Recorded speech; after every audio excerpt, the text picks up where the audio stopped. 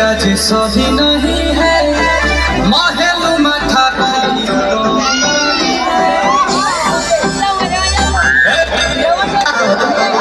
लागे मिजाज आज सही नहीं है महलू माथा तो दही नहीं है पानी में चली जैसे घोला राजा जी पानी में चली जैसे घोला राजा जी भोले राजा जी कमरिया गोले गोले कमरिया गोले गोले कमरिया गोले गोले गोले गोले राजा जी कमरिया गोले गोले गोले गोले गोले राजा जी कमरिया गोले गोले गोले गोले गोले रानी जी कमरिया गोले गोले गोले गोले गोले रानी जी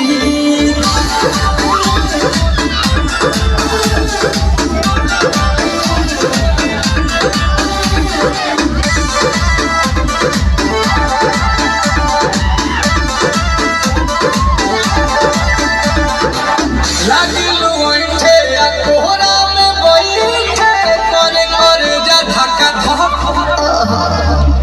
ओहेल झूठे की जाला ना उठे होखेला हमारा कसम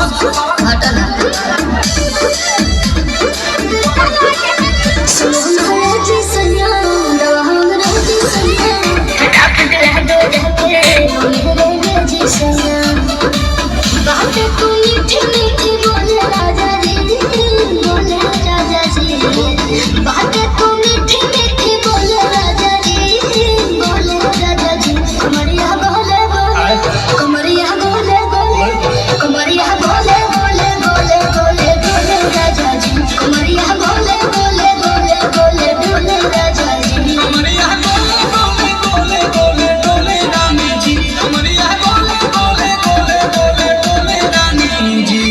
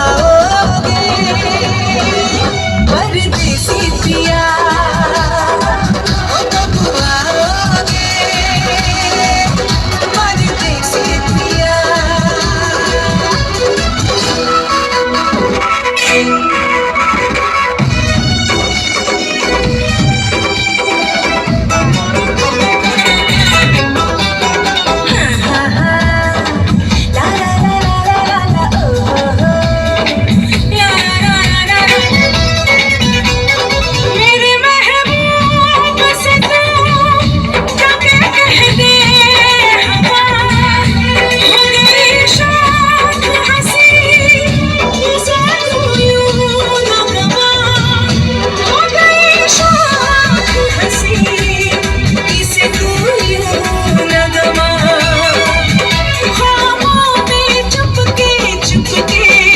आ जाते हो छुप छुप के